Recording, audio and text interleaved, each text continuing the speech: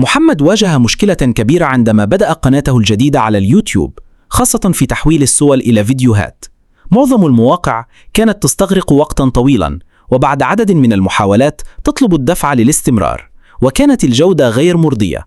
شعر محمد بالإحباط، لكنه بعد بحث طويل اكتشف موقعا أنقذه، حيث يقدم كل المميزات التي يحتاجها: إمكانية إنشاء عدد غير محدود من الفيديوهات بسرعة عالية ودون أي تكلفة وبجودة ممتازة.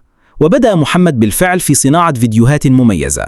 تعالوا نتعرف على هذا الموقع، وشكرا لمحمد على هذه النصيحة الرائعة. التسجيل في الموقع سهل جدا. أول حاجة تدخل البريد الإلكتروني، المرور وهتكون جاهز لاستخدام كل المميزات بدون أي تعقيد. الموقع فيه مميزات كتيرة، لكن احنا النهاردة هنركز على ميزة تحويل الصور لفيديو. أول حاجة ندخل على قسم AI فيديو ونضغط عليها. بعد كده هتلاقي تحت مكان لإضافة الصورة والنص اللي عايزين نشتغل بيه. علشان نحول الصورة لفيديو هنعمل الخطوات دي: نضيف الصورة اللي احنا عايزينها للفيديو، نروح لترجمة جوجل ونكتب أي نص عايزين الصورة تنفذه، زي حركة الفرم أو تحريك تلقائي. بعد كده نضيفه في المكان المخصص.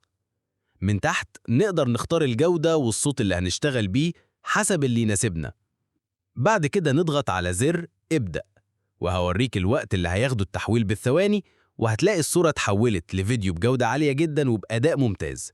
بعد حوالي 20 ثانية الفيديو يكون جاهز، ونقدر نضغط على تحميل ونخزن الفيديو عندنا.